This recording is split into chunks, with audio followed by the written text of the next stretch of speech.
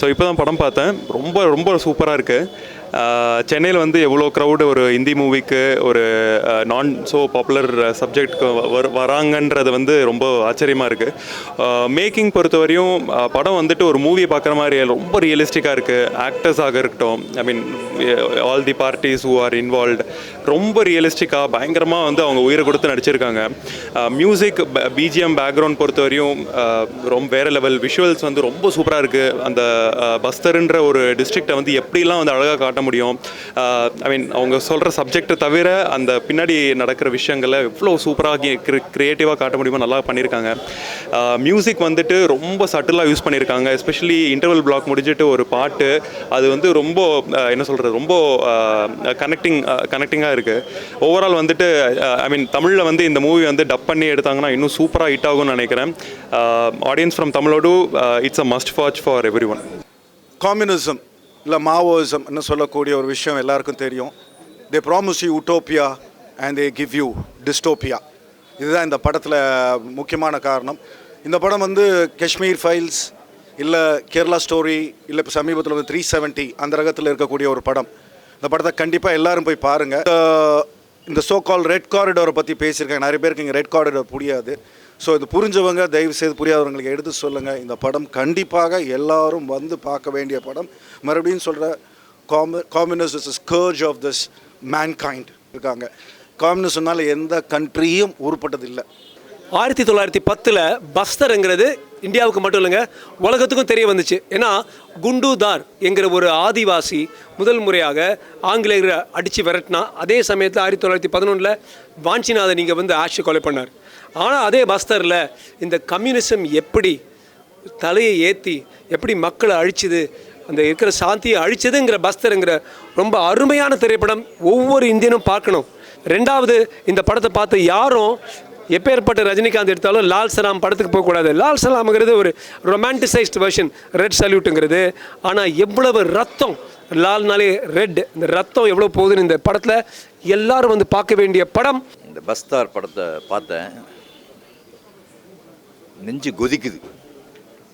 அந்த அளவுக்கு நம்ம நாட்டில் வந்து வன்முறை கலாச்சாரத்தை உருவாக்குறதுக்கு எவ்வளோ பாடுபட்டிருக்காங்க நம்மளை அறியாமையே அப்படின்றது தெரியுது. அந்த கலாச்சாரத்துக்கு எதிராக இப்போ நம்ம பாடுபட்டுருக்குறோம். ஒரே ஒரு விஷயம், இந்த நீரஜா மாதவன் பற்றி நான் கேள்விப்பட்டிருக்கேன். ஆனால் இன்றைக்கி உண்மையிலே அந்த கேரக்டரில் வந்து இவங்க வாழ்ந்துருக்காங்க. அந்த மாதிரி போலீஸ் ஆஃபீஸர்ஸ் இருந்தாங்கன்னா நக்சலைட்டில் யாருமே இந்த நாட்டில் வந்து வன்முறையை கையில் எடுக்க மாட்டாங்க அப்படின்றது என்னோடய அபிப்பிராயம். இதில் முக்கியமாக அவனை சின்னதாக சொல்லிட்டு போயிடுறேன். கன்னை கையில் எடுக்காமல் பின்னால் மறைச்சி வச்சுருந்தா கம்யூனிஸ்ட்டு, கன்னை கையில் எடுத்துட்டான்னா அவன் மாவோயிஸ்ட்டு அப்படிங்கிறது தான். இந்த ரெண்டு பேருக்கும் பெரிய வித்தியாசம் இல்லை. ஒருத்தர் மறைச்சி வச்சுருக்கான், ஒருத்தர் முன்னாடி நிறுத்திட்டுருக்கான். அதான் அதனால் பஸ்டர் பாருங்கள், உங்களுக்கு கண்டிப்பாக பிடிக்கும். படம் ஓவராலாக பார்த்தீங்கன்னா நிறைய ரொம்ப ஹார்ட் ஹிட்டிங் ஃபேக்ட்ஸ் கொடுத்துருக்காங்க. படம் ரொம்ப ஹார்ட் ஹிட்டிங், எல்லாருமே பார்க்கணும். நிறைய விஷயங்கள் இந்த படத்தில் சொல்லியிருக்காங்க. படம் ரொம்ப கிறிஸ்பாக இருக்குது, ரொம்ப ஷார்ப்பாக இருக்குது. 2.5 மணி நேரம் படம் போகிறதே தெரியல. பயங்கரமான விஷயங்களை வந்து வெளியே கொண்டு வந்திருக்காங்க. தைரியமாக சொல்லியிருக்காங்க நிறைய விஷயத்த. எப்படி நம்ம இராணுவம் வந்து பாடுபட்டிருக்கு, எவ்வளோ பேர் அவங்களோட உயிரை தியாகம் பண்ணியிருக்காங்க, அதோட வெளிப்படையாக கொண்டு வந்து சொல்லியிருக்காங்க. ஃபேக்ட்ஸ் அண்ட் டேட்டாவோடு சொல்லியிருக்காங்க. இதெல்லாம் மீடியா ரிப்போர்ட்ஸ் பேஸ் பண்ணி எடுத்திருக்க படம். எதுவுமே இதில் வந்து கற்பனைன்றதே ரொம்ப கம்மி. ஆக்சுவலாக ரொம்ப ஃபேக்ட்ஸோடு எடுத்திருக்காங்க. தயவுசெய்து இந்த படத்தை பாருங்கள். பஸ்தர் ஆக்சுவலி வந்து ஒரு ஹிந்தி படம். இந்த படத்தை வந்து இங்கே ப்ரிவ்யூ பார்க்க வரும்போது புரியுமா, நமக்கு வந்து இந்த கான்செப்ட் புரியுமா, நம்ம ஹிந்தி தெரியாது அப்படி யோசிச்சுட்டு தான் வந்தேன். பட் அந்த எமோஷன் இந்த படத்தில் வந்து என்ன கன்வே பண்ணணும்னு நினச்சாங்களோ, அந்த ரெட் டெரரிசம், அதாவது கம்யூனிஸ்ட் வந்து இன்றைக்கி எந்த இடத்துலையுமே ஆட்சியில் இல்லை, பட் அவங்களுடைய எந்த அளவுக்கு அவங்களுடைய இன்ஃப்ளூயன்ஸ் வந்து இந்த இதில் பரவி இருக்குது இந்த தேசத்தில் அப்படிங்கிறத வந்து காட்டக்கூடிய ஒரு அற்புதமான படமாக இருக்குது.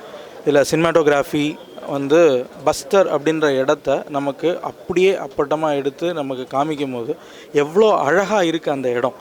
நமக்கு வந்து அந்த இடத்துல நம்ம இருந்தால் எப்படி ஃபீல் பண்ணுவோமோ, ஒருத்தர் வந்து நம்மளை கொலை பண்ணால் எப்படி இருக்கும், அந்த மாதிரியான ஒரு எமோஷனை உள்ளேருந்து தூண்டக்கூடிய அளவுக்கு வந்து அதனுடைய பேக்ரவுண்ட் மியூசிக் இருந்தது. டெக்னிக்கலாகவும் சரி, கதை ஓரியன்டாகவும் சரி, பஸ்டர் வந்து ஒரு எக்ஸலண்ட் ஃபிலிம். தயவு செஞ்சு எல்லோரும் இதை தேட்டரில் போய் பாருங்கள். ஃபேமிலியோட actually as a CBFC member, நான் 2 டைம் சிபிஎஃப்சி மெம்பராக இருந்ததை வச்சு சொல்கிறேன், இது 18+ பார்க்குறது நல்லது. ஃபேமிலியோடனா பெண்கள் ஆண்கள் எல்லாருமே பாருங்கள், பட் 18+ பார்க்குறது நல்லது. ஏன்னா அவ்வளோ கொடுமைகள் வந்து நக்சல்ஸ் எப்படி இந்த தேசத்தில் பண்ணுறாங்கங்கிறத காமிக்கிறதுக்கு வேறு அவங்களுக்கும் ஆப்ஷன் கிடையாது. ஸோ சில வயலன்ஸ் இருக்குது, ஆனால் அந்த வயலன்ஸ் அப்படிங்கிற விஷயம் வந்து ரொம்ப சப்டிலாக தான் கொடுத்துருக்காங்க. ஸோ 18+ பார்க்குறது நல்லது. அண்ட் வித் பேரண்டல் கைடன்ஸ் ஒரு 13+ம் வந்து இதை பார்க்கலாம்.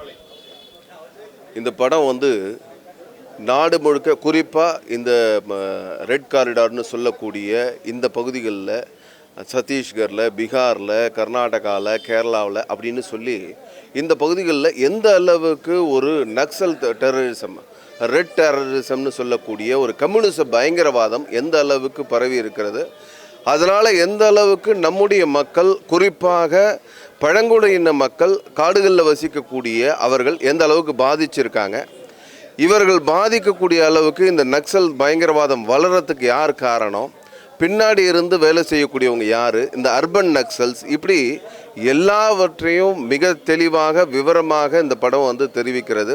மேக்கிங் வந்து பார்த்திங்கன்னா ரொம்ப சூப்பராக எடுத்திருக்காங்க. சினிமாட்டோகிராஃபி இது எல்லாமே. அடா சர்மாவோட ஆக்டிங் வந்து ரொம்ப சூப்பராக இருக்குது. ஆப்வியஸ்லி த விக்டிம், அவங்க அந்த ஃபேமிலி வந்து எப்படி வந்து அதில் இன்வால்வ் ஆகி பழி வாங்குறாங்க அப்படின்றது வந்து ரியலாக நடந்த விஷயத்தை எடுத்திருக்காங்க. ரொம்ப அற்புதமாக எடுத்திருக்காங்க. இல்லை, ஃபர்ஸ்ட் ஆஃப் செகண்ட் ஆஃப் எல்லாமே வந்து super. From the beginning to end wonderful. Actually ரொம்ப அருமையாக எடுத்திருக்காங்க. எல்லாரும் பார்க்க வேண்டிய படம். ஏகப்பட்ட பிளட் சீக்வன்ஸாக இருக்குது, ஃபேமிலியோட பார்க்க முடியுமா? ஃபேமிலியோடனா நிச்சயமாக பார்க்கலாம். 16+லேருந்து எல்லாருமே பார்க்கலாம். பிகாஸ் அவங்க வந்து என்ன உண்மையான விஷயம் என்ன நடந்தது, ஏன்னா இது வந்து உண்மையிலே நடந்த விஷயத்தை பேஸ் பண்ணி தான் எடுத்திருக்காங்க. அதனால் எல்லாருமே பார்க்கலாம்.